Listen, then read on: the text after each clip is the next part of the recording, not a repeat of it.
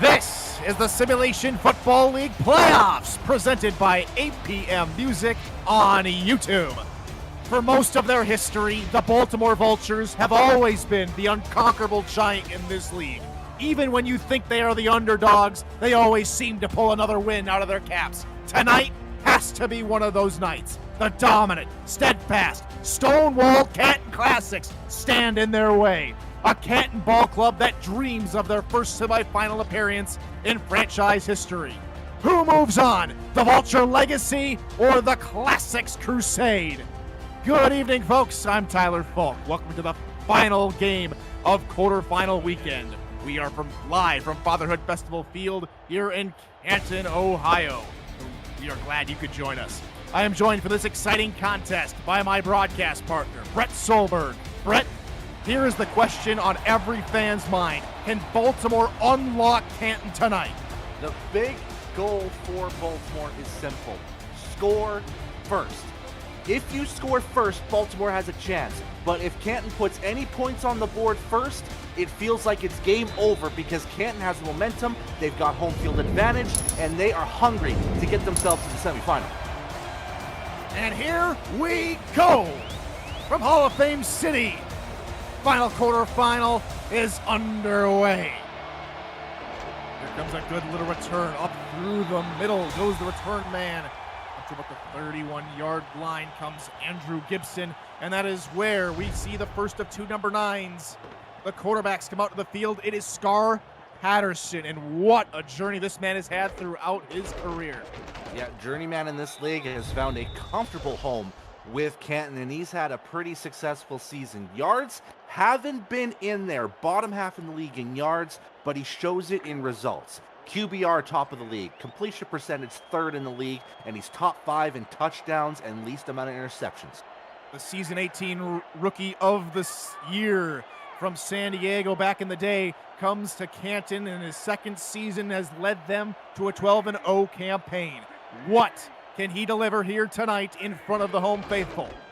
First will be a handoff up the middle for Logan Lee, and he is stood up at the middle of the line by Keenan Samuels as we enter into the Canton Classics locker room and introduce you to their offense. Logan Lee, Robert Johnson, and Bill Cherry are all the tailbacks, with Ryan Owens, Al Dillapre Sr., Andrew Gibson, and Bob Long at wideout. Jack Wall rounds out the tight end core with Kira Kilgannon, Jacques Lepancake, Max Van Linge, Girth Lord, and Adam Chance all on the line. And Patterson will be back to throw for his first pass of the game, and he overshoots it. It's nearly picked off. Oh, having the pick and dropping it was Troy Loshaw. Yeah, and that would have been Baltimore's first opportunity to get Canton's offense off the field. Right now, they're doing the right things. They know that Canton, is their bread and butter, is their run game. If they can get Logan Lee going, it gets the rest of that offense going, especially Rojo as well. So you got to be careful with that running duo. 4 wide here for Patterson on 3rd and 9. One of the teams that has done phenomenally on 3rd down, converting over 50% of their 3rd down conversions this season. Here comes Patterson looking middle. It is bobbled. Oh! Picked! Picked over the middle! And back the other way, Alvin Mack calls in the first interception, and Baltimore are set up in plus territory. Yeah, and if there's one thing to downside from Scar Patterson's second half of the season is that he started to become a little bit interception prone, and you've seen his 2 passes almost go into almost in the hands of Baltimore players. This time Alvin Mack gets the hold of the football, and like you said, Baltimore with excellent field position just needs about 10 yards to get field position. So here comes the other number 9, Jack Wigmore. Multiple championships under his belt through his illustrious career. He starts under center with 3 wide receivers. They start with a play action. It's going to be a sweep to the left-hand side and getting out of a tackle and trying to get back to the 40-yard line. Oh, and no! Ivory Irvin is down on the first play from scrimmage for the Baltimore offense. From pure bliss to sheer horror are the Baltimore coaching staff, the sidelines, and the fans as they get the interception. And what happens on the first play? He got back up on his own. That's a good thing, but Ivory Irvin's down, and it cost them 3 yards as well. What a crazy start to this football game. And now Baltimore backed up 3 yards on the TFL. Come out with another 3 wide receiver set. 5-man rush, Wigmore rolling and unloading, middle, nearly caught, incomplete. T-Roy Gaines was the intended target. And let's meet the rest of the Baltimore offense. Warren Murray and Hubba Kimbrell are the halfbacks with T-Roy Gaines at fullback. We just lost Ivory Irvin, the wide receiver. He's usually alongside Mac Chima, Daley Holder, and David Anderson at wideout. Caesar Ackerman and Jackson Roberts, the tight ends, with Don Johnson, Olivia Bleeker, Ray Arnold, Sir Corals, Alden Bleeker, and Jay Arnold all on the line. 3rd and long now here for Baltimore. Deep drop here from Wigmore, looking middle, deflected and nearly hauled in after the deflection by a wideout. But it's a good deflection from Kanye Rockefeller, and they will not give up any points after the interception. And it was great coverage from the corners as well. Frank Bernstein, and it looked to be Evan Lacey in that area as well between the 2 receivers on a crossing pattern. And this is surprisingly going to end up in a punting situation as the field goal unit's too far away to get a field goal attempt. Matty Coffins will send this one deep downfield. It is going to initially land at the 4 and hauled in with a very fortuitous bounce. Greg Weasley hauls that one in, and we have a moment, introduce you to the Baltimore defense. Al Walker, Robert Brady, Saron Yates IV, Nate Brown, and Ralph Leopold are the defensive linemen, with Alvin Mack, Keenan Samuels, and Frank Smith at linebacker. Elijah Warfield, Ben Stackenpaper, Enzo Bolt, Marvin Himes are the corners, with Troy Lowshot, Giovanni Bolt, and Sullivan Tyson at safety. Canton backed up with their own 3 here to begin this drive. Patterson looking to throw, under pressure, dumps it off short underneath, and Patterson misfires to Ryan Owens. Yeah, it's dangerous to start off with a pass, especially inside your own 5. I understand what Canton's trying to do. They're trying to, get that offense booming to start. It's a little bit dangerous. I would start off and see what Logan Lee can get you, but they're doing the pass game heavy 5 receiver set here. Patterson with one of the best completion percentages of the regular season with 63%, starting the game 0 for 3, and now with 5 wide receivers and an empty backfield. It's a 6-man rush, and they try to go over quickly in the middle. Jack Wall turns the corner upfield and gets it to the 19-yard line. First down, Canton. Yeah, and Patterson saw the mismatch between what looked to be a corner between him and Jack Wall, and he just immediately took advantage of that, and surprisingly enough, Wall got right ahead. Yeah, that's going to be tough for Geo Bolt to get any coverage on a big hulking body like Jack Wall, and that is one way to move those chains. Get yourself about a 15-yard gain from J-Dubs. What's some fancy footwork as well from Wall. Usually you don't really see big men like that making those type of cuts, but Wall puts on the brakes and changes direction quickly, and now this running game that's been led all season by Logan Lee tries to get going. Another stuff up the middle by Frank Smith. That is what Baltimore's defense feasts on. Day, night, afternoon, whatever time of day, they love fighting against the run. Yep, Smith, Samuels, and Mack, all the contracted linebackers, over 15 TFLs this season, and Alvin Mack leading the way now with 7 picks after this one.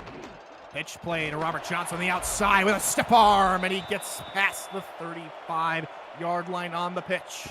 And I do like Baltimore's mentality is just to shore up Canton's run game, because it does start and stop with the run game. If they can get Scar Patterson to throw the football, which he has only done a league 25th 250 times this season, we might see some errors.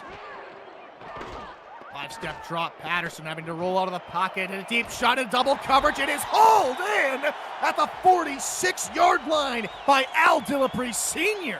And we have seen this all too often from Al Dillapre Sr. this season. He will be under double coverage, triple coverage, tight one-on-one, but as long as Patterson can sling that rock into one guy, he's going to beat the likes of Troy Lowshaw and Ben Stackenpaper. Averaging about 15.5 yards per catch. That one going for 32. Now marker back to 1 as Patterson looks to fire again and is incomplete. Looking for Dillapre again. Yeah, a little bit low on the pass this time, looking for maybe a little bit of a quicker hit option to Dillapre. Again, you want to change that level of eyesight that the defenders have. You go deep on the last play, get yourself a 30-yarder, then get yourself short afterwards. I like the play calling from Frank Bernstein, the offensive coordinator. Coverage backing off a little bit now as Canton flood the field with 5 wideouts. We've seen a lot more of this, partner, than the run game. We've seen Patterson try to go to the air. He's only 2 of 6 at the moment.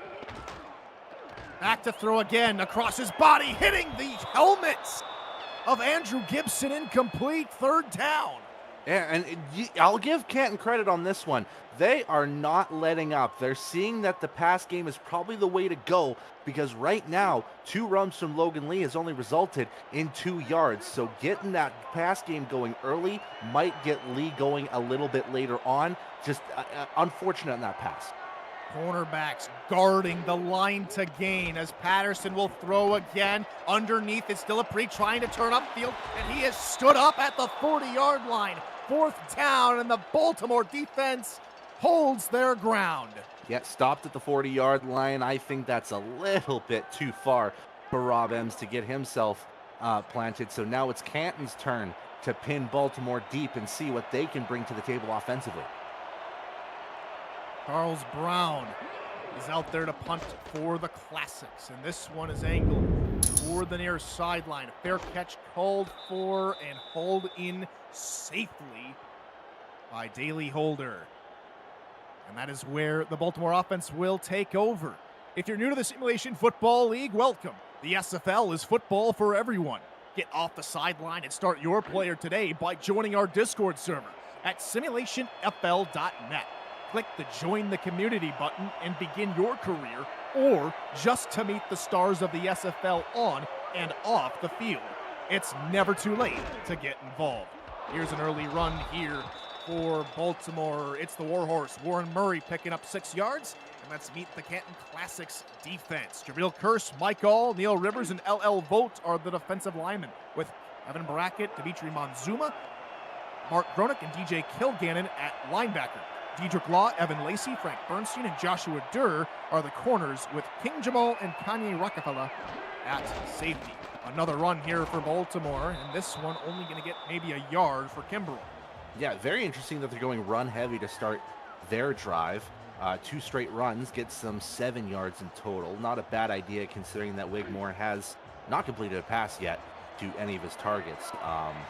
But yeah, this Baltimore offense definitely needs to start to get going because Canton kind of got it started a little bit here. Another heavy look out of Baltimore. It'll be 3 straight runs, and Murray gets to the outside, breaks a tackle, and picks up the 1st down to near the 32. Yeah, and we also have to remember the last time that Canton did lose a game, we got to dial ourselves all the way back to Florida in last season's quarterfinal game where they gave a lot of the rock to Bullet Boletsky. So Baltimore might want to have the same mentality here as well. Wideouts left. One back in the backfield here for Jack Wigmore, and they'll go another run up the middle. It's Kimbrell again for a 3-yard pickup. Yeah, and what I've loved about Baltimore's run game this season, especially near the second half, is that share the wealth mentality. Hubba Kimbrell got a lot more carries as the season dwindled on, and he became an integral part of that run game. So it's good to see. And again, we'll try and stack the box here as Baltimore load up with all the big fellas on the line. Murray trying to cut it out left, and it's 21 on 21 crime near the line of scrimmage. Brechet in there as well in on the hit, and that brings up 3rd down. Yeah, you really have to be careful with Kevin Brackett because I think he's probably the second half defensive MVP in this league. We have not seen someone have such an explosive second half of the season defensively as Kevin Brackett. First pass of the drive, Wigmore over the middle. It hits the hands of Chima, and it falls out of his hands from the hit from Rockefeller. Rockefeller has been doing that all season long. No surprise there. Yeah, and no surprise from this Canton defense. They know how to jar those footballs loose from receivers on what looks like a 50-50 catch. And they just do it all season, and that's basically what's been the separation between them and any other competition, the reason why they're plus 377 this season in net points. try to block the punt. However, they're unable to, and a fair catch will be called for inside Gibson's own 20-yard line. And so 4 drives here, Brett, no points. And we usually see Canton try and get out front early, but credit this Baltimore defense from holding them in check. And again, the mentality has to be for Baltimore to score first. They need to have the advantage at any point in this game to give Canton doubt. I don't believe Canton has been behind for longer than about 3 minutes in their season.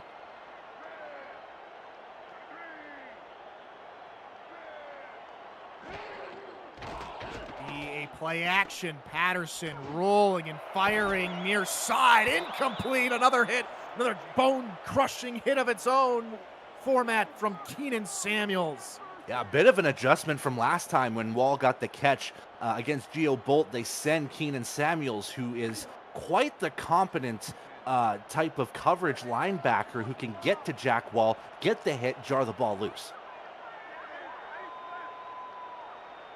Offset single back behind Patterson. They're on second down. He'll give it off to Lee, and Lee's day just hasn't gotten going so far here in the first 1/8 of play. Only 5 yards in total on the ground so far. Yeah, it's been a little bit of a struggle. It seems like those linebackers are permanently keyed in on Logan Lee the second he gets that ball handed off to him. Patterson now with 4 wide receivers. Blitz coming. Patterson having to get rid of it, and he finds a man over the right hash marks, and it's a first down for Ryan Owens.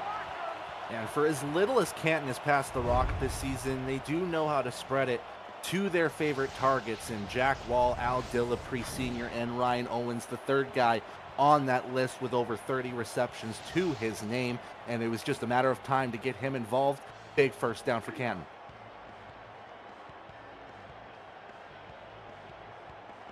This Canton Ball Club, very tough to score against, and they score so many points. Have the highest point differential in the league coming out of the regular season. Lee with another 3-yard scamper. It's just been tough to slow these guys down.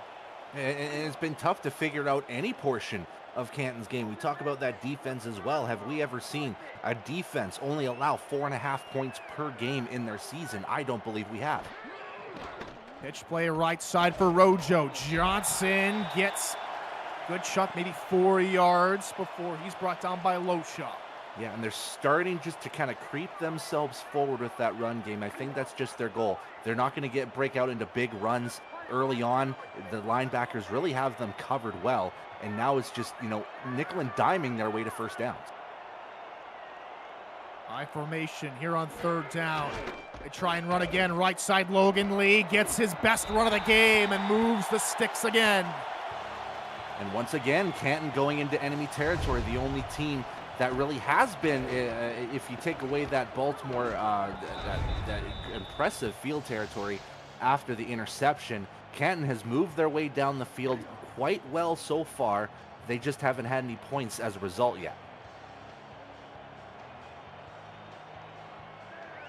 4 runs on the drive so far for Canton. 7th play upcoming. Trips near side for Patterson. Said they will run with Robert Johnson through the middle. Keenan Samuels helping out his fellow Vulture to slow down Johnson, who picks up 6. Yeah, Canton's starting to see a little bit of an opening in that Baltimore defense, especially with the linebackers. They aren't getting stopped for just a yard now. This one got 6. The last Logan Lee run also got 6 as well. Starting to get back more to their average. This team is the best in terms of average yards per carry. It's about 4.2, and it's just unfair when Patterson has so much speed as he does and shows it up there to get another classic first down. I want to see the time split between snap of the football and Scar Patterson running forward. That seemed almost instantaneous, the agility and the timing he has. How about the center, Kira Kilgannon, getting out of the way really quick as well? How quickly she has to get up and go as Logan Lee picks up 8 on this play.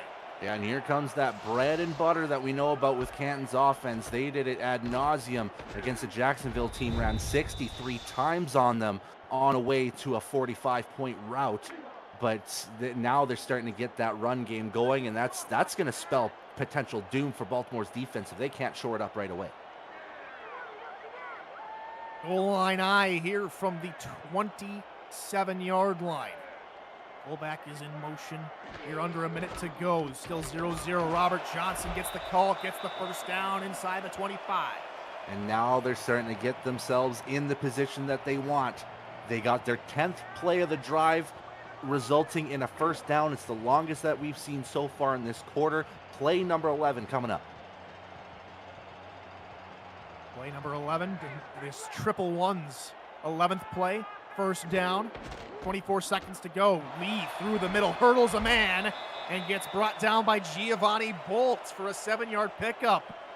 Yeah, and we haven't talked about this yet, but well into field goal range, now into the red zone. Baltimore definitely needs to pull out all the stops to make sure that Canton stays scoreless as we end this first quarter here. They might snap it.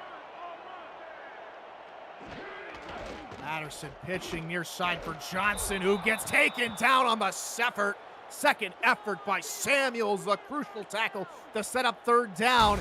And for, I think, the first time this season, a first quarter in Canton, Ohio remains as we started the ball game. 0-0 here in the quarterfinal game of the weekend. Welcome back to Fatherhood Festival Field. I'm Tyler Falk alongside my partner Brett Solberg, and a special thank you and shout out to our statisticians Ron Haynes and Eddie Gage in the stats truck, and of course our producer is SFL Commissioner Cameron Irvine. We welcome you back here for quarter number 2. Still no score here from Fatherhood Festival Field. Play action. Patterson might be looking for a touchdown here. Got one-handed. Al Dillapre Sr. Canton Classic touchdown. Man, look at the open space that Dillapre Sr. had on that catch as well. Breezes by 2 defenders. No problem whatsoever. Baltimore brought in the house, had 2 defenders pretty much on the heels of Scar Patterson. But if you could beat Troy Lowshaw like that, no problem. You're going to get easy touchdowns. Canton strikes first, and they have the advantage at home. Held back for an entire quarter, but the floodgates could hold no longer. It's broken open now. 6-0. Classics out on front. Here comes Rob Enns to tack on the extra point. Snap spot. Kick is up. And it is good. And the Classics take a 7-0 lead to begin quarter number 2. Canton Classics head coach, the legendary Ray Donaldson, was the first African-American to play center in the league, achieving 6 Pro Bowl selections, making the All-Pro team, and winning Super Bowl 30. Game-worn items from his time with the Indianapolis Colts, Seattle Seahawks, and Dallas Cowboys are now available at millions.com/Ray Donaldson. Own a piece of NFL history today. Here comes the ensuing return here for Baltimore. Willie Jackson comes in relief for Ivory Irvin, who went out on the first play from scrimmage for this Baltimore offense. Does not look good at the moment here for Ivory Irvin. No, still not yet out on the field. And he's Baltimore's best receiver by far. So far, and you can trust in Mac Chima a little bit more, but it's tough when you lose one of your top receivers so early in the game. Wigmore will look to throw into double coverage. There is a flag. We'll have to see what the call is. For now, the ball falls incomplete. Ooh, PI. It will be pass interference, and they're going to call it on Kevin Brackett, the linebacker. Let's take a look. Yeah, and this one is, you have just a smorgasbord of defenders, and that one is clear as day. Brackett interfering with the route that Chima was trying to run. No way for him to catch the ball. That's a clear PI, auto first down for Baltimore. The down marker will stay at 1 as the Vultures now head up to just outside the 30-yard line. 2 tight ends right, 2 wide receivers left. Run through the middle. Warren Murray picks up about 4 yards before he's brought down.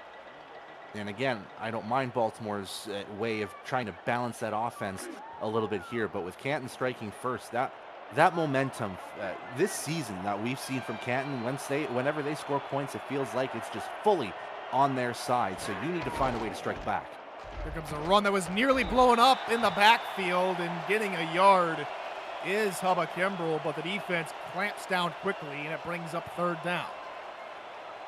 And yeah, now that's like just that pursuit that we've seen from Kevin Brackett over the last couple games. So you have to remember, it was just a few short weeks ago that Brackett had about, what was it, 4, 5, 6 sacks in one game. He looked like a beast out there.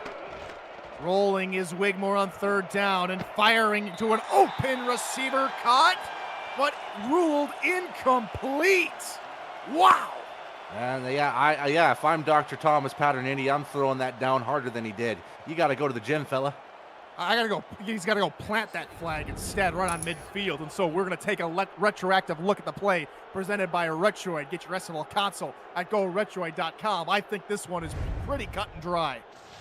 Yeah, and we'll take a look at the replay here. Rollout happens, and Holder was wide open. You can see the 2 feet go down. We'll see the sideline look. Foot 1, foot 2. You can almost make the argument that the tip of his toes touched through, but that may be the difference maker. Who knows?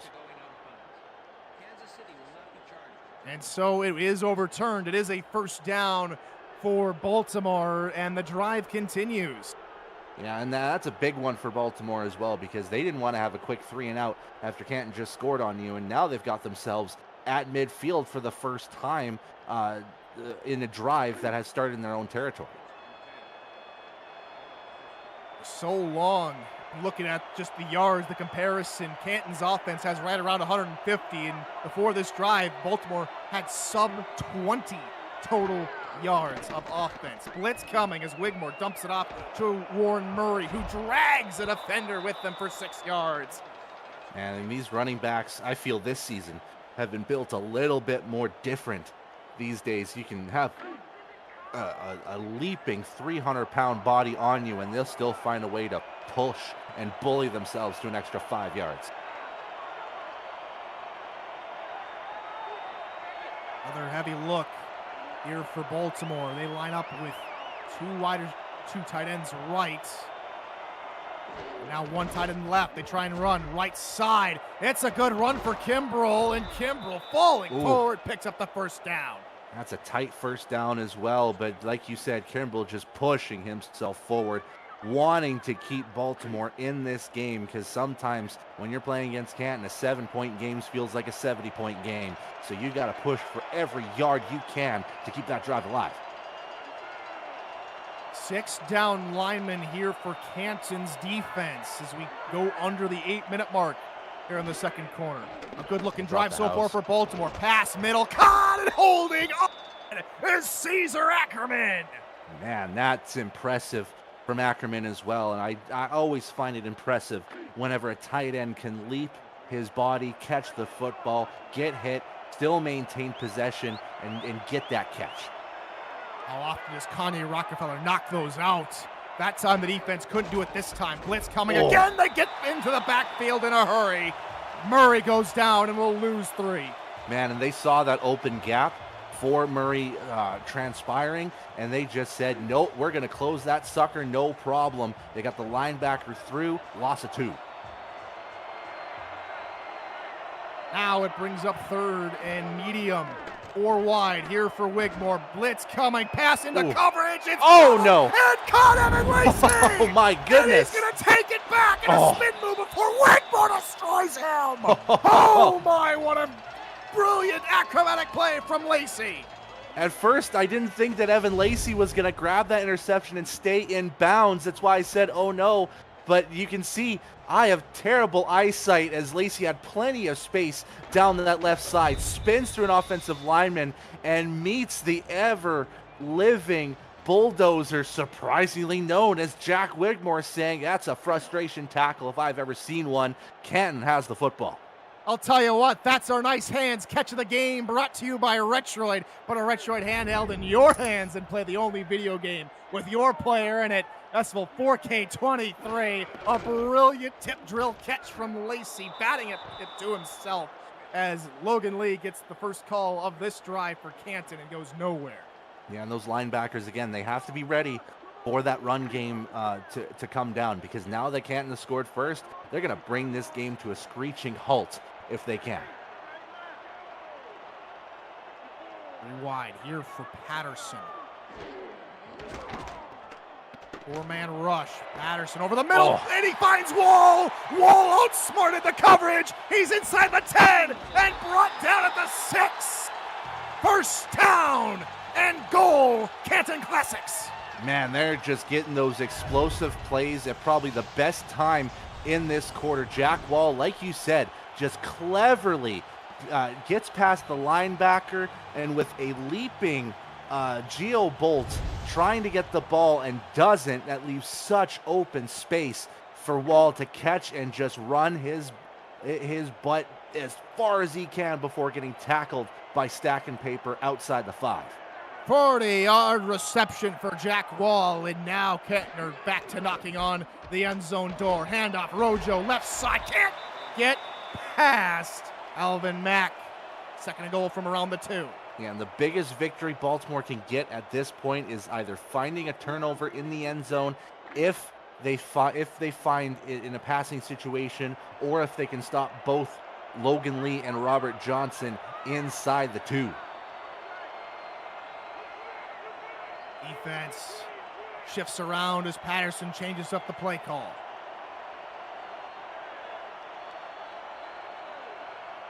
And seconds to go on the play clock, and Patterson will try and sneak it in, but he is denied at the goal line. And again, it was great work from Patterson to run off the hop of the snap, and Kiara Kilganon getting away and making sure that Patterson had the space, but that defense was just ready. Look how close that football is to the end zone line. And Canton have known to go back-to-back with QB sneaks. Baltimore trying to stuff the middle of the line again, expecting it. Instead, it's a pass, and he's trying to run, and he's taken down in the backfield. A brilliant heads-up play from Frank Smith. Man, he broke through the line and said to himself, yeah, you ain't going to get this draw play out any chance. That Baltimore successfully stopping Canton from 6, and now they're going to try to block this field goal and prevent 3. Here comes a chip shot from the right hash, and it will go through the 2 uprights. Up and good. 6 play, 53 yards, only results in a field goal, and so it's 10-0 midway through the second quarter. Have you ever wanted to be a play-by-play or analyst broadcaster? We are looking for passionate SFL participants or viewers like you to join the team for the next minor league season kicking off next month. Please visit simulationfl.net/broadcasting for more details on how you can get involved and get your voice on the call.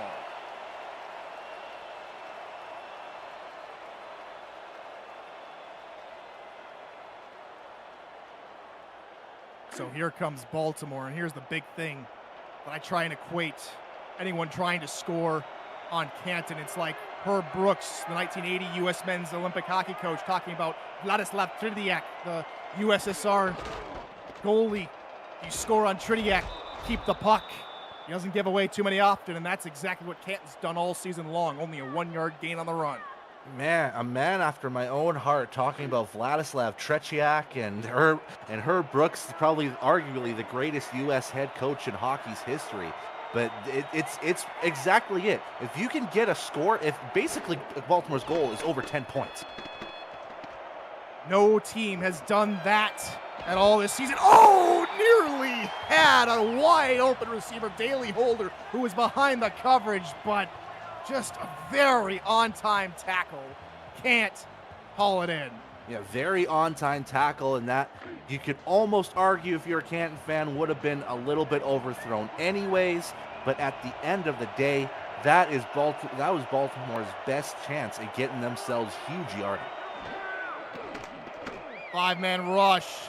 3rd and 10. Pass is dropped. The hit again by Rockefeller. Yeah, and it's the substitute coming in for Ivory Irvin, who almost got the catch again. But man, that's just been the season to remember for Kanye Rockefeller in terms of forcing balls dropped to the ground here. And so here comes the punt from Matty Coffins. It's a pretty good punt inside the 40-yard line. Is what Gibson will have to try and make a return. He gets all the way to the midfield logo and then some, all the way across midfield to the Baltimore Vulture 49. Yeah, and again, it's going to bring out that Canton offense, who now has 200 yards of total offense through this half. They're getting things going, and it's surprisingly enough, primarily through the passing game. Scar Patterson has improved himself quite well in this second quarter. Now 6 of 12 for a $139 to get with, along with that touchdown pass from earlier to Al Dillapre. And there is the head-to-head comparison. It's just been Canton controlling this football game. Baltimore has been okay in spots, but really hasn't been able to get something going, as the defense has kept him in this game by locking down that man, Logan Lee. Yeah, Lee has had a very difficult time.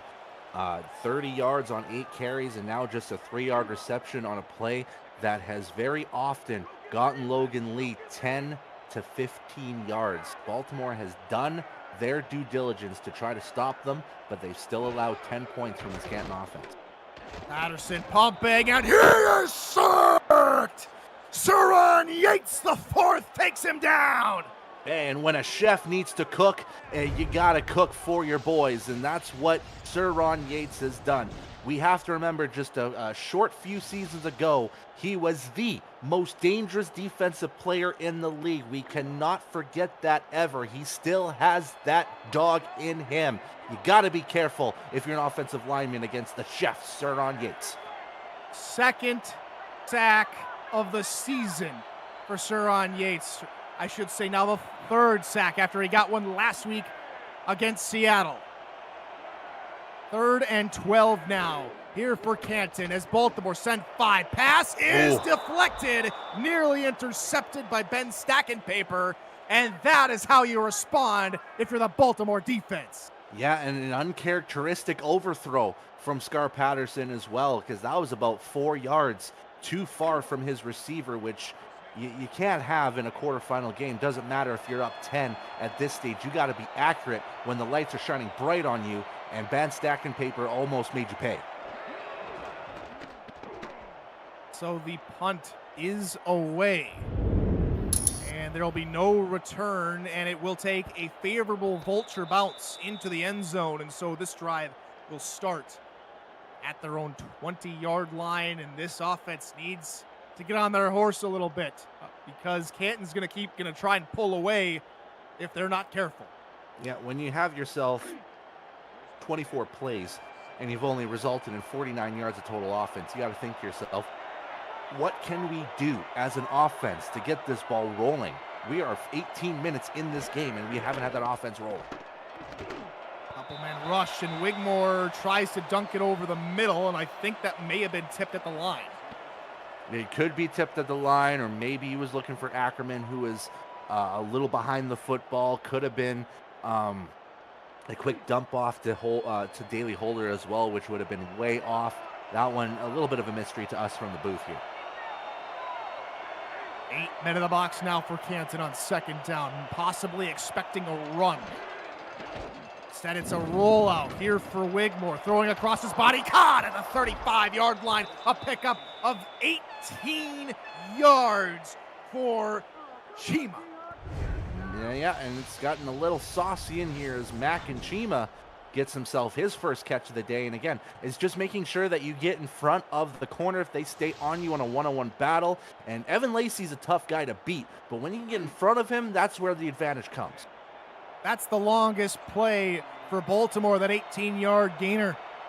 Courtesy of our statisticians, Eddie Gage and Ron Haynes. Thank you, gentlemen, as we continue on here. 20 seconds counting from the 2-minute warning as Wigmore has all day to throw and hits Ackerman underneath for a 7-yard gain.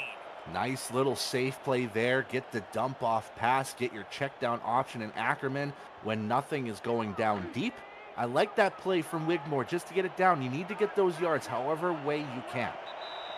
That will bring us to the 2-minute warning in the first half. Baltimore is driving, but can they complete a drive with points? We'll find out when we come back. This is the SFL Playoffs on YouTube.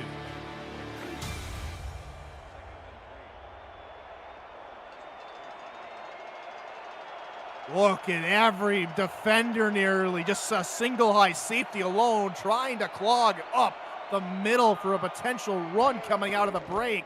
Handoff does go through the middle, but Murray pushing the pile is going to be stopped up maybe a yard shy by Frank Bernstein. This is where I'd almost say if you could audible that play and have Murray stretch right, there was a wide open hole on that right side. They decide to go inside. They still get some positive yardage, makes it a 3rd and 1. I formation behind Wigmore. Minute and 36 to go. It'll try and run it right side. Kimball with the first down and holds on to the football across midfield. Yeah, and if you're across midfield with 90 seconds left to go, you can kind of ease your way to get some points on the board. But right now, my focus is if you're Baltimore, you got to hurry up that offense however way you can. Even if you need to change formations, get to formation by around the 20-second mark.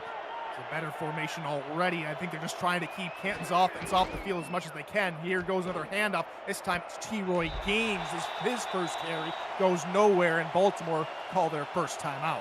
Yeah, a little bit of, trying to misdirect them on what looked to be a pass favorable formation. They go with a run instead with T-Roy. They don't get anything out of it. I would suspect on this play they're going to have Wigmore sling it.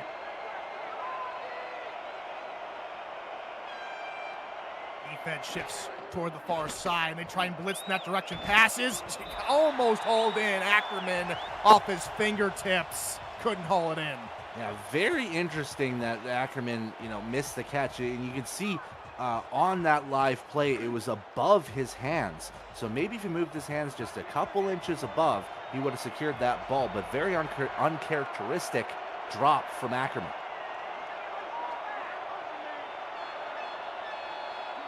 Wigmore will shift David Anderson near side. 3rd and 10. Still no sign of Ivory Irvin. After going out in the first quarter, that one is tipped over the middle looking for Chima Rockefeller, who has been just unstoppable all season long with the deflection. Yeah, and an unsung hero on that play was Joshua Durr as well, who was on coverage on the man. Made sure that Kanye could, creep up a little bit more inside, get himself involved, get that tip pass so that Durr could only really worry about just staying on his man. Rockefeller must be standing in the center of the field and planting a tree because he's grown some branches because he now has his 4th deflection of the ball game. And that sets up Canton on their own 17-yard line after the pick. Yeah, and he's got all 4 of Canton's pass deflections in this game so far recorded, whereas 3 different players from Baltimore's side have pass deflections. Keenan Samuels, Ben Stack, and Paper and Troy Loshaw all have 1. They're trying their best to shore up Scar Patterson's passing game.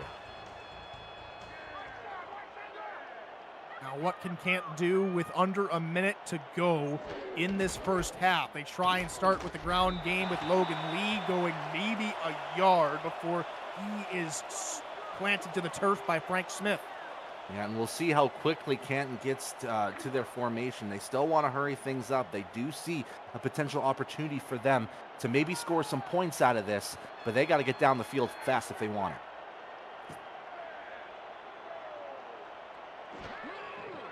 Patterson will now look to throw, looking near side of the corner, out caught at the 35, but staying in bounds is Jack Wall, and the clock will run. Yeah, no real rush from these Canton, this Canton offense, which means they might be ready to settle for a 10-point lead at halftime. And if I'm Canton, I think your biggest victory is holding Baltimore to no points in the first half more than anything else. And if you're Baltimore, holding Canton to just 10 is also a major victory, keeping them in check and from really lighting up the scoreboard. Final play of the half will be a run for Lee, and Lee just gets launched backwards, and the clock hits triple zeros, and that's it for 2 quarters of play. 10-0. The Classics have the lead, but it's a very tentative and very, very doable lead if you're Baltimore. I think the Vultures, even though they're down, have come away with a solid, first half victory, considering that Canton, throughout the entirety of their season, Brett, have scored no less than 20 points in a game throughout this entire season. There's parts that I can agree to you with, but you also look at that 14-yard first quarter from Baltimore's offense, and you think to yourself, it isn't quite there yet for the offense. Yes, they did improve up to 67 second quarter yards, I should say, and they did screech Canton's offense in the second quarter a little bit, but that pass game for Canton is starting to cook a little bit here. Scar Patterson's looking confident. Jack Wall's getting his catches. Al Dillapree's getting his catches.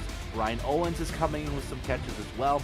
Just because that run game is being shut down doesn't mean Baltimore has to stop performing on the defensive side deep down the field, because they're getting burned on those deep catches, especially to Jack Wall. That's got to be the key to fix things and prevent Canton from scoring points so that Baltimore has a chance in the second half.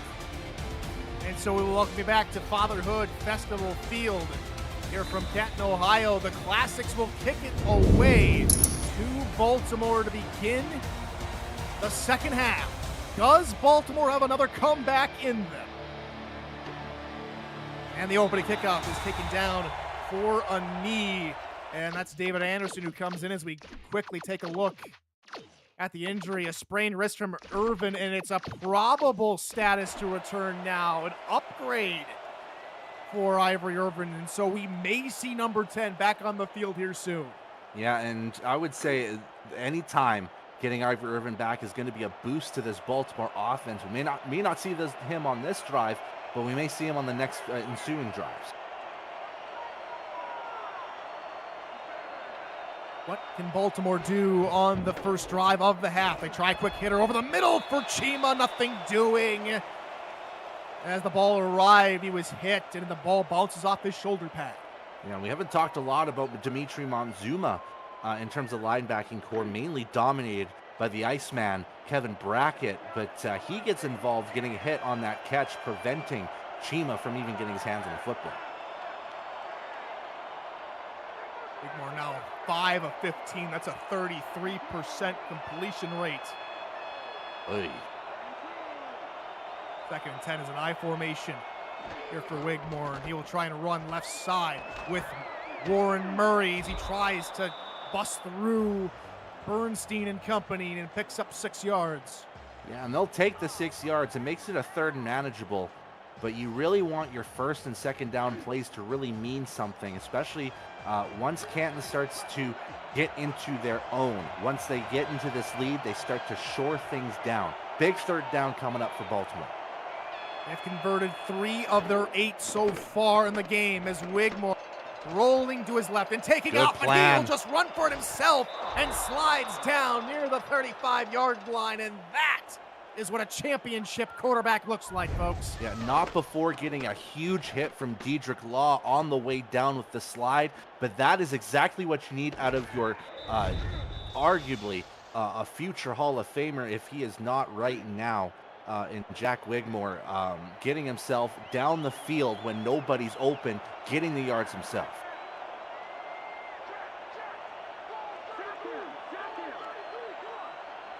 First and 10, 6 down linemen for Canton. They love going to this bear look, and they send all 6 linemen. Quick header underneath is caught for a short gain of about 3 yards. Yeah, very good job from Daly Holder just to get himself open enough, just to be an open option. You know that you can't have Wigmore scramble for the second time in a row. Make sure that somebody's open on that next pass. They get it, they get positive yardage.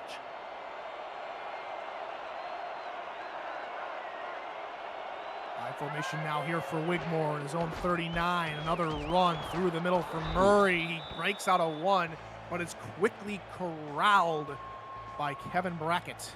Yeah, and again, Kevin Brackett has been a machine in the second half of the season. Now we're starting to see him come to form. He's been a part of 6 tackles already tonight. I would expect that number to skyrocket as the second half continues to move forward.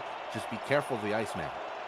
Baltimore was able to convert already on third down earlier. Can they do it again as he tries to take off and run, but this time he is denied. Neil Rivers puts him down, and it's fourth down.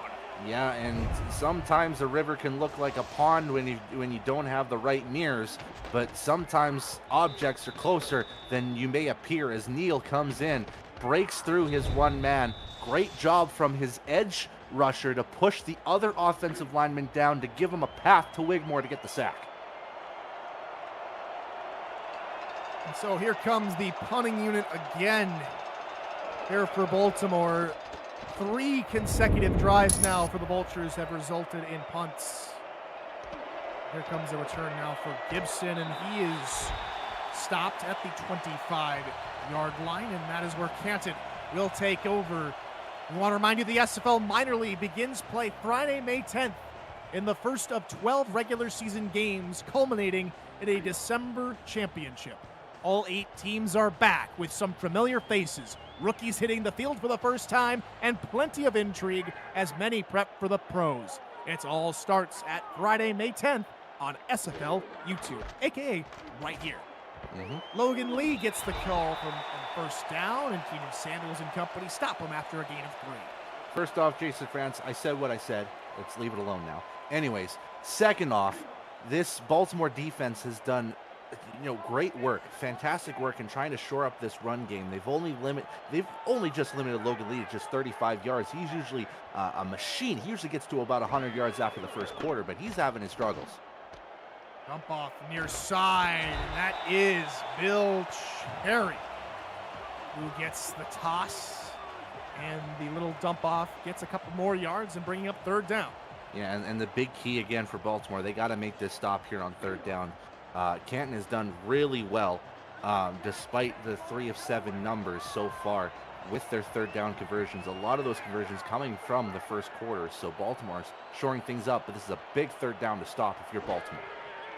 Patterson will look to throw, and he steps up into the pocket and unloads over the middle, and he just overthrows everybody. And the Baltimore defense comes alive again, and it's a 3 and out for Canton. Oh man, that's big for Baltimore. They've got themselves a chance. They stifled that offense for the first time, because a lot of instances we've seen Canton just move down the field, get themselves proper field position. But right now, it has been 2 straight 3 and outs for Canton in terms of full drives without them ending the quarter with the football.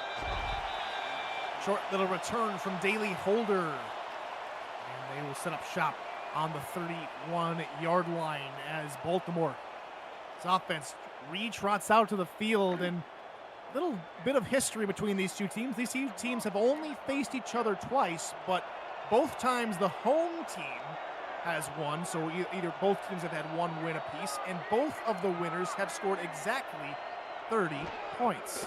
We'll see if Canton can do that, or if Baltimore can come back and do that. But it's a dump-off pass here for Ward Murray, who picks up 5 yards before meeting a familiar face to all of us here watching. It's Kanye Rockefeller.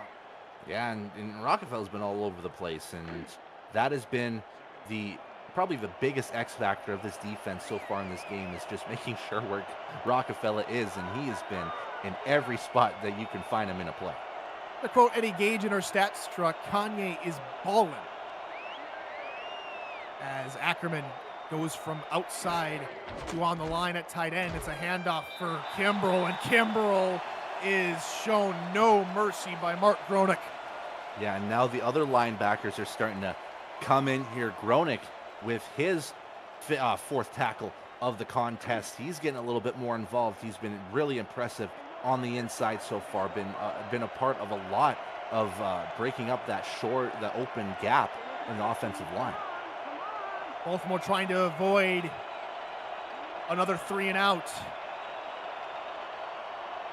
It would be their 3rd of the ball game if they were not able to convert a 3rd down here. They are 4 of 10 in the game as Wigmore goes over the middle. It is bobbled and picked off, and back the other way. Here comes Gronick inside the 30-yard line, and Canton with the 2nd pick of the night on Jack Wigmore. Man, and that one is a tough one, and you got to give full credit to Mark Gronick on these two plays, you know, coming in on the first one, stopping Warren Murray, and then the second one just being the right guy in the right place, getting right in front of the defender on the pass, gets his hands on it, tips it, manages to squeeze onto it, giving Canton perfect field position to maybe seal the game already at this point, considering how this game is going. Wigmore was looking for Tony Richardson, the backup fullback, on the play, and now Patterson comes to the line on his first play of the drive with no one in the backfield. He might try and look for it all here on first down as he fires over the middle, looking for Al Dillip, senior, incomplete. And that was close. If he would have just lowered the ball a little bit on the trajectory, that would have been a picture-perfect pass, would have gotten them inside the 10, and that would have been spelling doom for Baltimore's defense. But luckily, it's a little bit overthrown, and Canton has to reset for second down.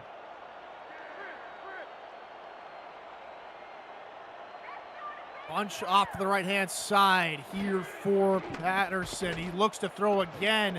This time he'll go underneath and finds Dillipre on the little crossing route, picking up 6 yards before Samuels takes him down. Yeah, and forward progression is all Canton's thinking about at this stage. They want to get themselves moving forward no matter what. They get a 6-yard catch from Dillipre, and now Baltimore has another chance to stop them and get themselves into a field goal scenario. 4 yards to go for first down here for Patterson. He looks to throw another underneath route, and they will not give it to him. A crucial tackle from Frank Smith denies Canton the first down. His forward foot was on that line, but when he was clutching that football, it was still behind that first down marker. So Baltimore, with a little bit of a blessing, Rob M's is going to kick it from 37. From the left hash. Already made 1 field goal tonight. This one is up, and it is cooking back inside. Oh, it no. Cooks around the post. It is no good.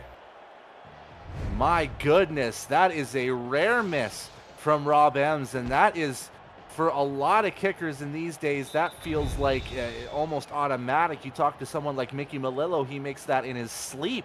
But instead, maybe the wind is playing a little bit of a factor here. Tries to curl it in. It just goes outside the left goal post.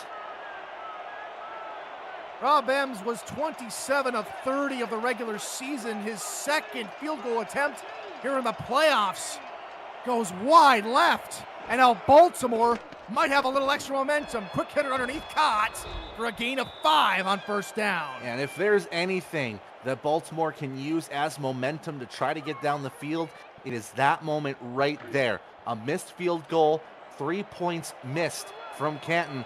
Get yourself down the field, get yourself a touchdown. You are back in this game. Tight end's right here for Wigmore, and they'll try and run in that direction here with him, with Murray, and Murray bullying defenders for a first down. Yeah, and the big thing is just keep moving forward. They've got to continue getting first downs. Right now, third downs have not been their best friend. You've got to convert those first downs on second.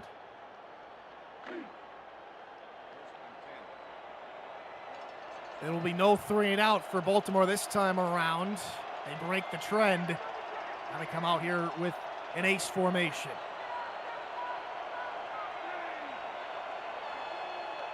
Ackerman goes in motion to the top of the screen. 5 down lineman. It's a 5-2 look out of Canton. Handoff middle, and Kimbrell gains 2. Rockefeller again with the stop. Yeah, this time he played on the inside, almost a substitute linebacker role coming in, and he's just right on the mark again, this time stopping the run instead of deflecting passes. 3 minutes to go in the third quarter. Another single back ace formation here for Wigmore. Pressure coming from his backside, and Ackerman couldn't hold on to it. Guess who? It's Kanye Rockefeller. And now we're starting to see this Kanye Rockefeller plan. He is just in different places. He's being on that second level. He's being on that third level. We've seen him in pass pursuits as well. So they're utilizing Rockefeller as that jack of all trades, and boy, has he been a master of all tonight. Punch that near side. One lone wide receiver up top with only one cornerback in your screen, but now there's going to be two wide receivers in that direction. Third down. Wigmore will roll off to his left, looking that direction. It is tipped and incomplete. Looking for a man out there, but Dedrick Law lays down the law, and Baltimore will punt. Yeah, and again, Canton doing the right thing, staying in front of the football, in front of the receiver, just getting their hands on it. That has been the big kryptonite for a lot of these attempted passes, is just these corners doing great work, just staying in front of the football and doing what they need to force fourth downs. That's the first Canton defender without a pass breakup other than Connie Rockefeller. And here is a booming punt from Charles Brown, and Gibson does well enough to get outside the 20-yard line. He brings it up to the 23 all told. The 2024 SFL convention is headed to South Shore Harbor Resort in League City, Texas, just south of Houston, July 12th through the 14th. Featuring live games, flag football, a golf tournament, tailgate, pool party, and more. For all the convention details, visit simulationfl.net/news/convention to reserve your room, see the event schedule, and more. Brett, I know you're going to be there. I'll be there. Ron Haynes is going to be there. Eddie Gage is going to be here. Cans, of course, is going to be there. So everyone here on the broadcast tonight will be in League City. Will you join us? We'd be more than happy to have all of you watching and listening at home come out and join us. And I don't know what has happened to Scar Patterson, but it looks like, I mean, it's the opposite of the flight game. Maybe he's got a rocket booster strapped to his arm or something, because he's just overshooting everybody at the moment. I think it's more specifically his targets to Jack Wall. I think that's the third straight time that we've seen him overthrow Wall specifically by at least a good 3-4 yards.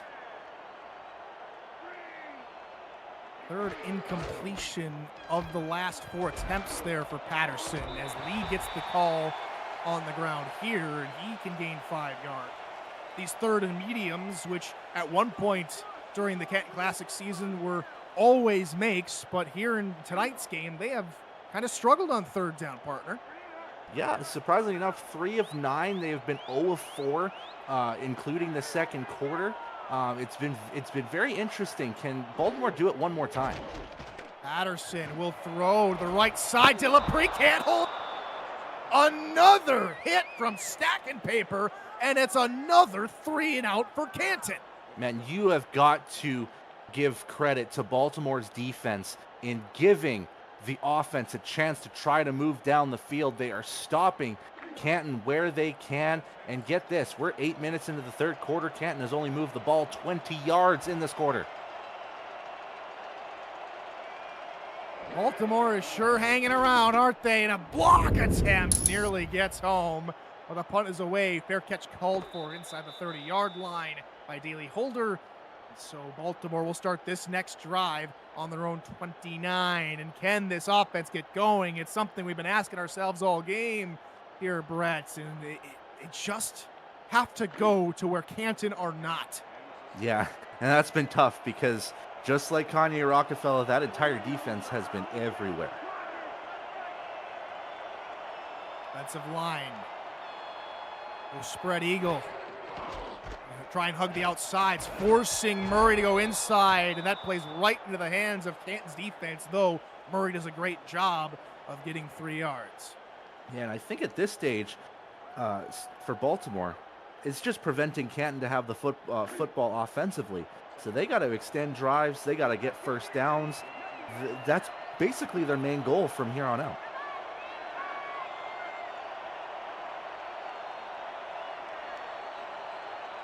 Just around 1:30 to go as Wigmore will dump it off here for T-Roy Gaines, and Gaines trying to fight off Mountzuma and company, and T-Roy Gaines is down!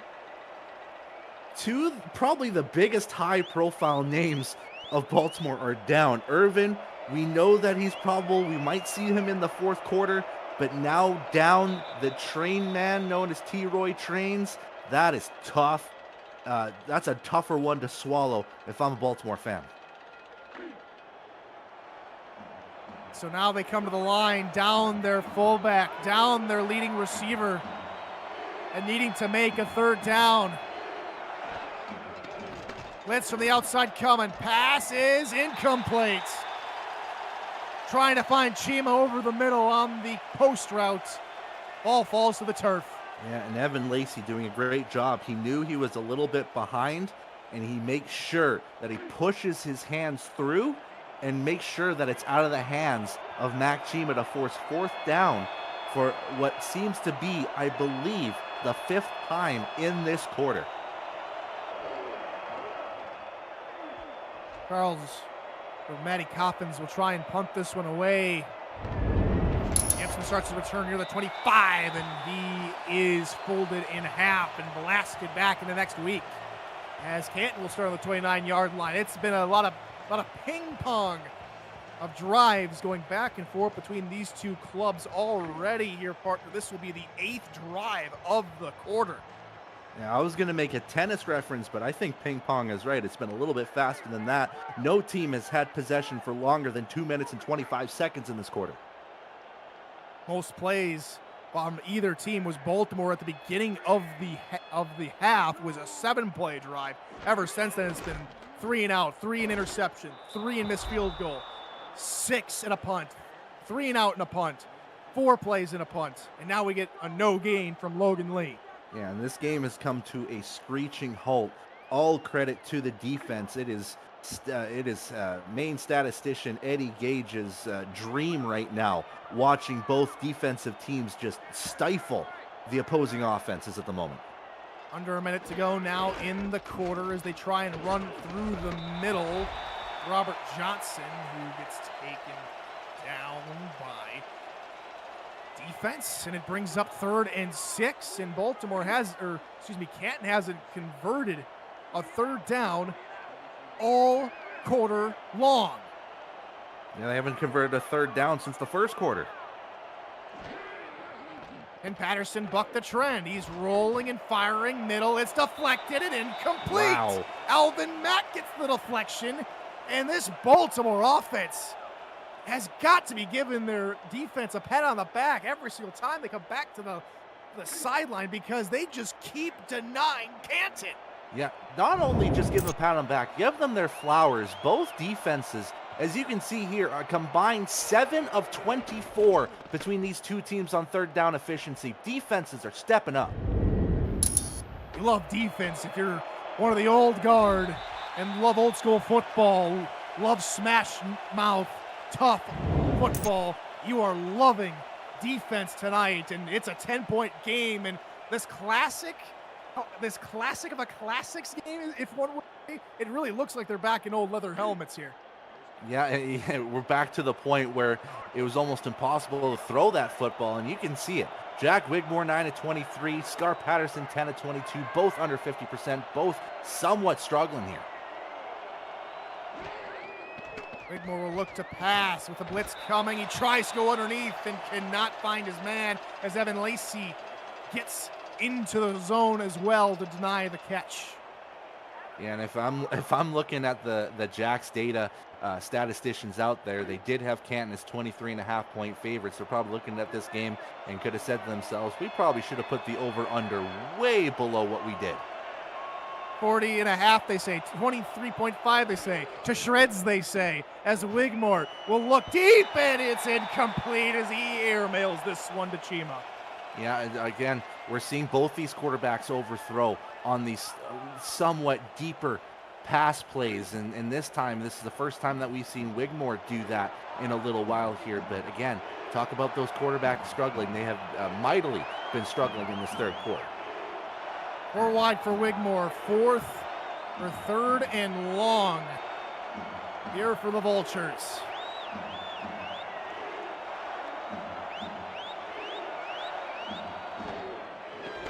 Wigmore with time unloads, and it's caught at midfield by Chima. Holy cow, what a catch! And that completely disregards my previous stat line that I was going to say. Wigmore was 4 of 10 in this quarter, but no completion has been more important than this one to end the quarter. What an exclamation point to end the third quarter. No scoring. It's still 10-0 with 1 quarter to go in regulation. Still all to play for. You're watching the SFL playoffs on YouTube. The of the Simulation Football League is intended for the private use of our audience. Any rebroadcast, retransmission, or account of the game without the express written consent of the league office is prohibited. Fourth quarter from Fatherhood Festival Field here on quarterfinal weekend here in Season 22 of the Simulation Football League. Welcome back. I'm Tyler Falk alongside Brett Solberg here on the booth. Happy to have your company this Sunday evening as the first play of the quarter is a run up the gut for Warren Murray for 6 yards for Baltimore. Now they need to carry that momentum from the Mac Chima catch that got them to midfield, and they got to push forward. Great start from Warren Murray to get 6 yards on first down.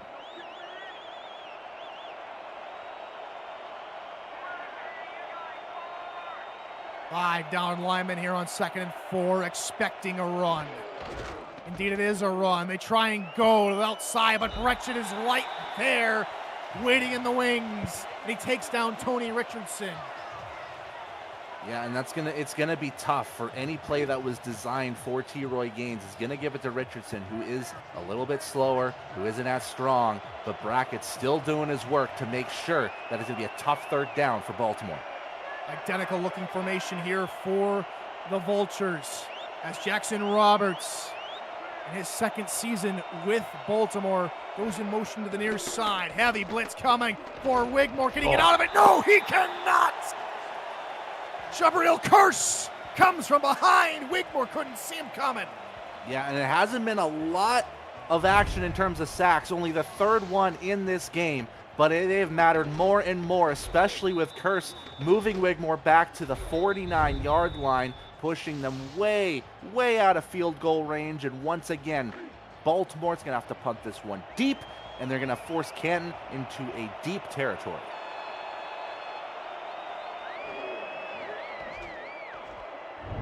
And Baltimore will punt this one away. Coffins trying to get it down there. Some blocking from Gibson denies the Gunners to get to the football, and so Canton will start on their own 20-yard line, as we want to remind you that 8 p.m. Music is unrivaled music to bring your stories to life, inspiring every production with the world's most robust and constantly refreshed music collection, state-of-the-art technology, and world-class customer service. 8 p.m. Music is the official soundtrack of the Simulation Football League. To explore their library and to find the perfect tracks for your projects, visit 8pmmusic.com. Canton has struggled mightily in offense here in this half. Can they turn it around here and try and put this game on ice?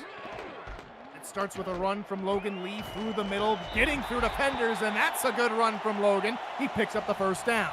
Man, that's slinky sliding to get his position to that first down. It looked like there was really no way to get through, but he beats Gio Bolt and then just carries Alvin Mack on his back to slide his way to a first down. That's the start to the drive that Canton needed. It's their first down of the half.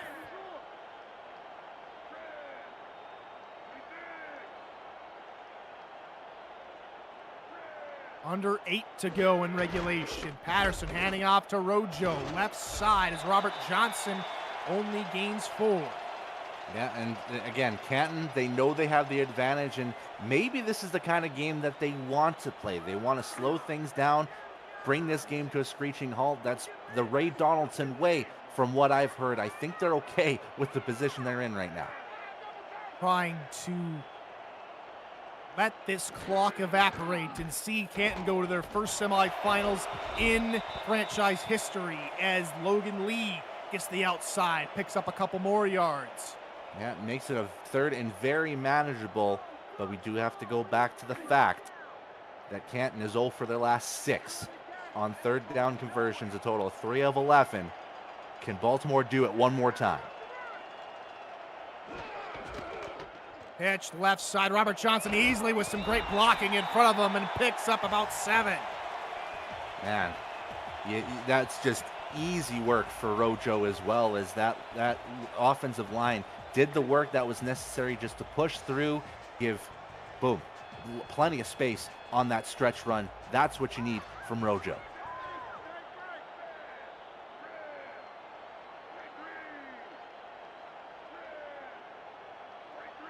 Under 7 to go as Wall goes in motion.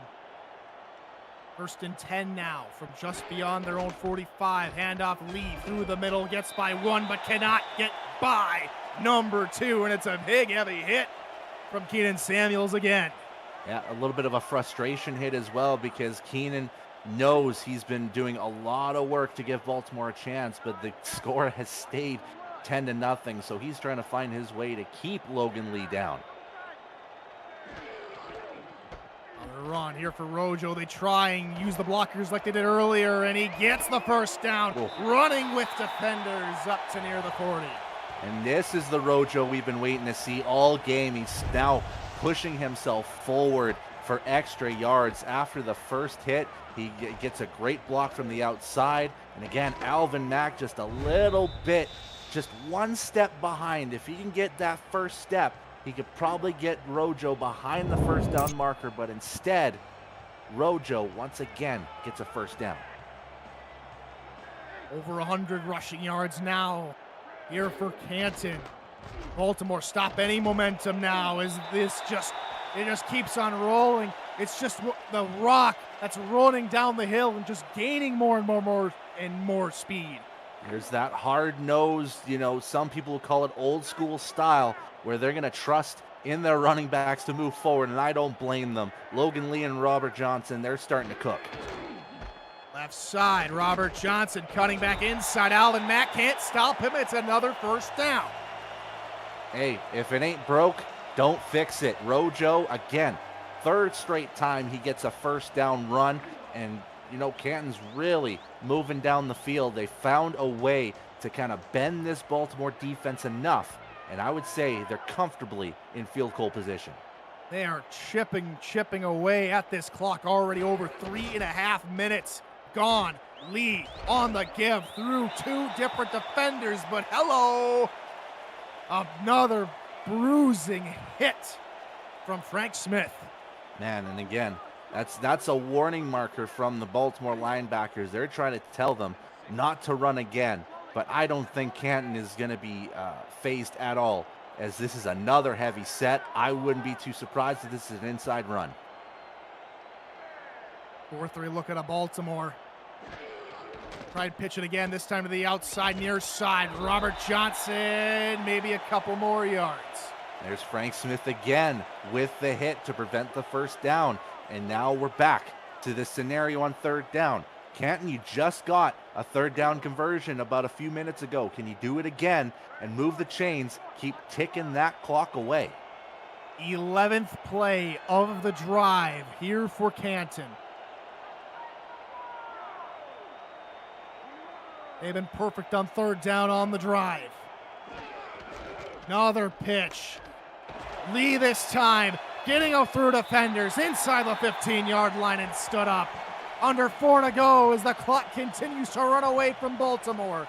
And now we're starting to see the 5.9 average yards per carry from Logan Lee, and it's come at probably the best time you can get it. With your offense stalling in the 3rd quarter, you just trust in that run game to stack them and whack that first down marker down, keep moving in, and now Canton is in the red zone.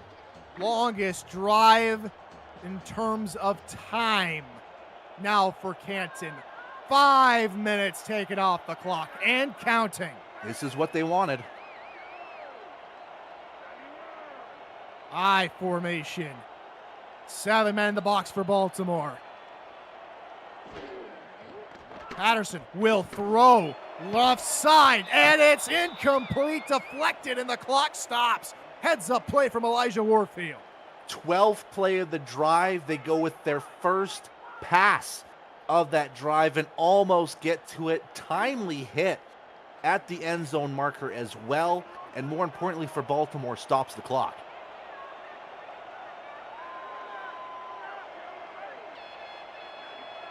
Offset eye behind Patterson. They've run a pitch play the last 7 times they've had this formation, and this time it doesn't work for them as the defense clamps down. Caden Samuels is there. Yeah, the linebackers, again, like I said earlier in the game, keying in on whoever has that football when they hand it off and going straight at them. They are doing the heavy work for Baltimore to keep this game alive. They have to do this one more time to force the field goal unit out.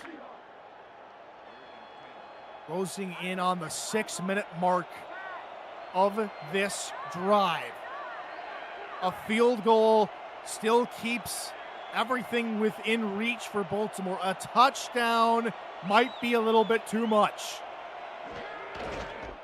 They'll just run through the middle. Robert Johnson hit hard from behind, stopping him well short of the line to gain. The crucial hit was by Ralph Leopold, and that brings up 4th down.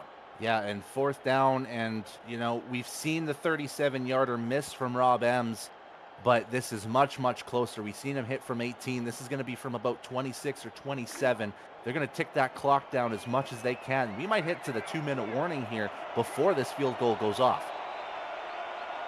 If they decide to snap it, Rob Ems, no, and the 2-minute warning pseudo ices the kicker perhaps. 2 minutes to go. Can Baltimore find any miracle, any way to get back in this game? It's only 10 points for now.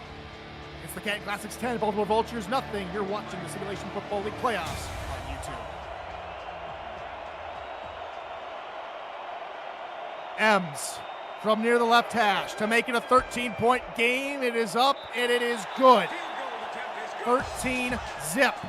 Classics lead after a 6.5-minute drive to the end of the 4th quarter. As the Simulation Football League playoffs roll on next week with the semifinals Saturday at 6:30 and 9 p.m. Eastern. Stay tuned for the full weekend slate as we narrow the field from 8 teams to 4, who will continue their quest for a championship. The SFL semifinals next week on SFL YouTube. The winner plays the DC Dragons after a phenomenal game against Fort Worth earlier tonight. Meanwhile, the semifinals for the other game are set. Time still to be determined, however. It will be Florida against Minnesota in Florida for that game. Times for whichever games happen will be coming later, either tonight or later this week. Under 2 to go now. Baltimore have to get going. They're down by 13. No holds barred. They have to go. Matt Chima can't hold that one in on 1st down. Yeah, here on out, it's 4-down ball, and they've all got to be passed at this point. You've got to use as little clock as possible. Utilize your timeouts right. That first one, good plan. But again, these Canton defenders are just in the right place. They're getting in front of the receiver.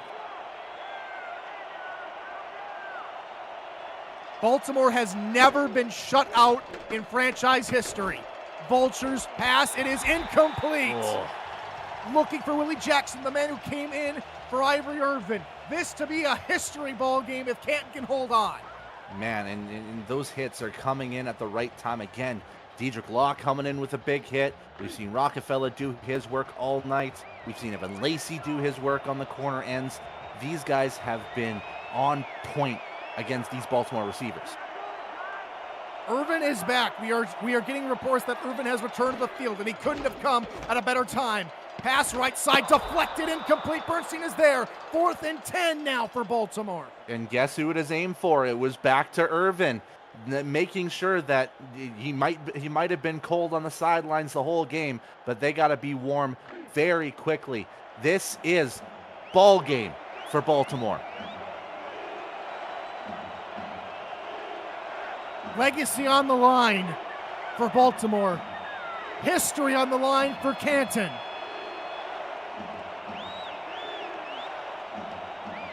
4th and 10. Wigmore, right side, incomplete at the 35. Evan Lacey denies him. And the shutout for the first time in Baltimore might be on the cards. And that has been the story of the whole game. Catch in, pushed out by a corner. Doesn't matter if it's Kanye Rockefeller. Doesn't matter if it's Evan Lacey. Doesn't matter if it's Dedrick Law. They are pushing that football away, turning catches into non-catches, and now Canton, a $142 away to their first semifinal in franchise history.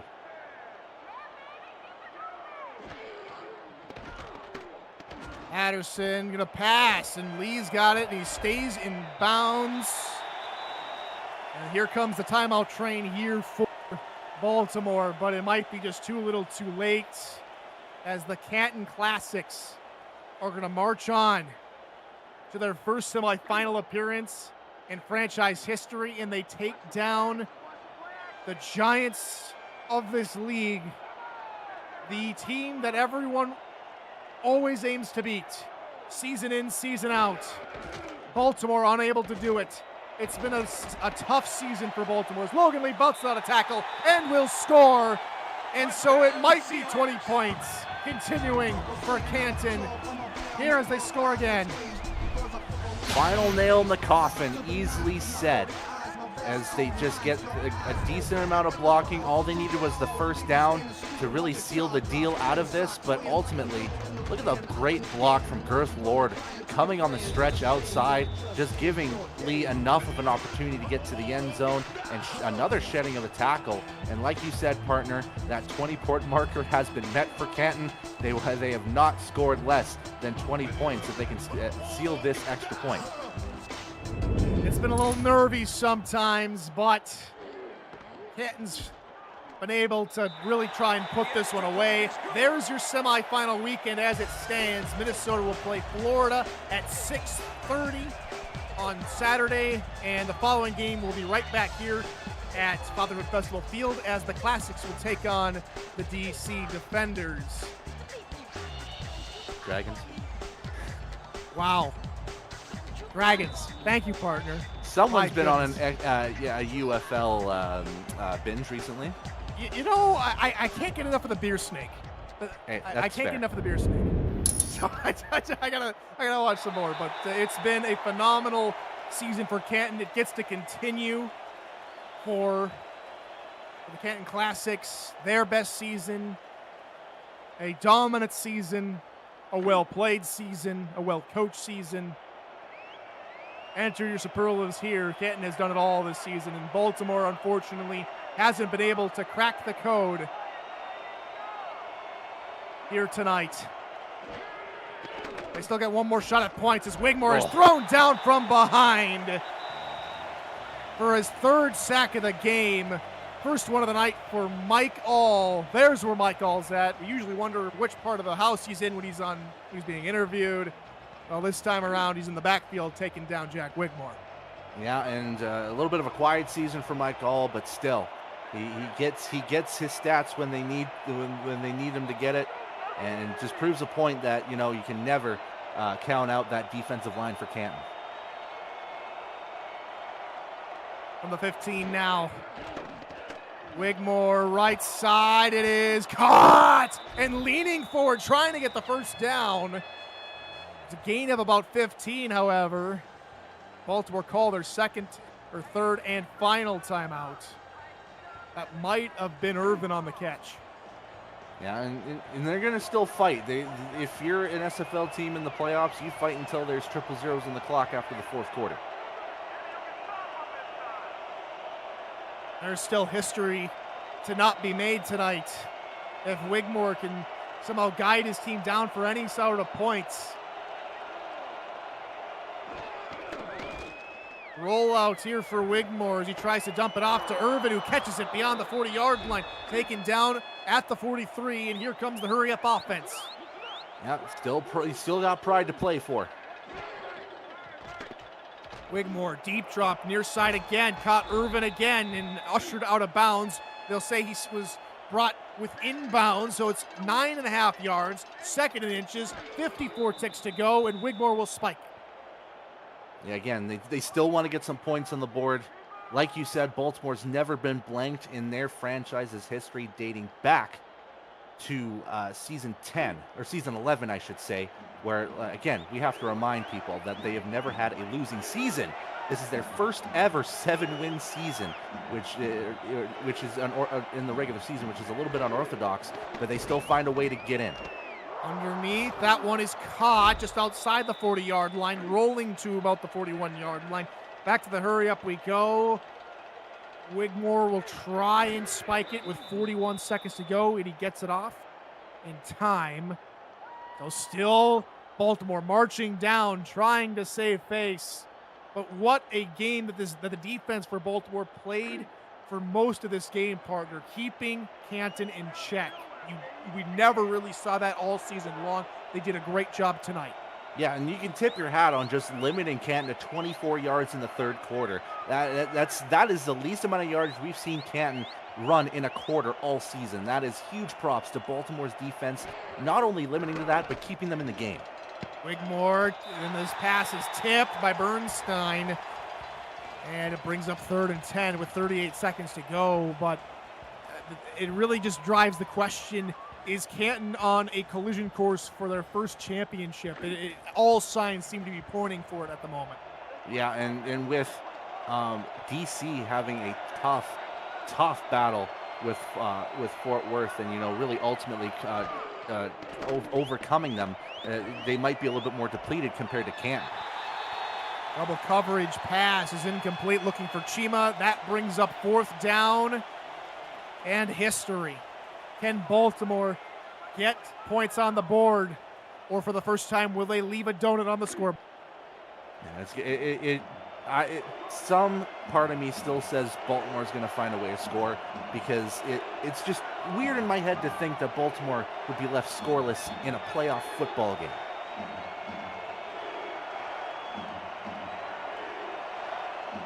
Just in any game in particular, no one would have predicted this. Wigmore near side overthrows, and that's going to do it. Baltimore is blanked. Canton cruises on.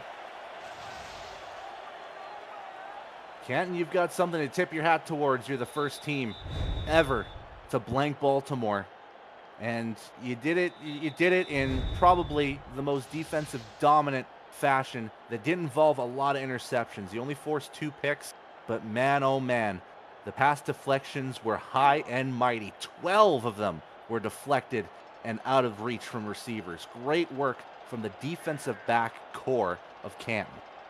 It's a history night for the Classics. They will go to their first semifinal game in franchise history with a 20-0 performance over the Baltimore Vultures, as the Classics win their first playoff game, and now trying to not repeat history where they fell out of the playoffs last season after winning their first game. We'll see what happens. They play DC 9 o'clock on Saturday night as the clock reaches 000 here from Fatherhood Festival Field.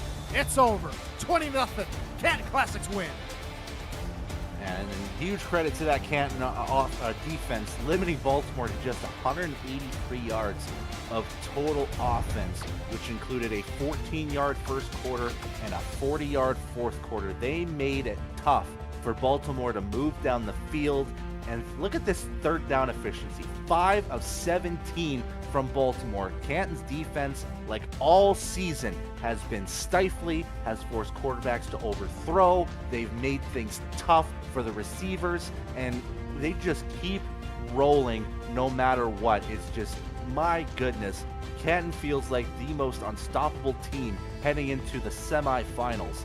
And like was said, Baltimore clean sheeted for the first time in team history. Who would have thunk it, even coming from the preseason of season 23 here? It's just amazing. So Canton will face DC, and Minnesota will face Florida in semifinals Saturday, coming up here in just 6 days. For Ron Haynes and Eddie Gage in the stats truck, for Cameron Irvine, SFL commissioner and producer, and for my longtime broadcast partner, Brett Solberg, I've been Tyler Falk. Thank you so much for joining us tonight and this weekend. More playoff action coming on Saturday. We hope you join us then. Until then, folks, good morning, good afternoon, and good night. Bye-do!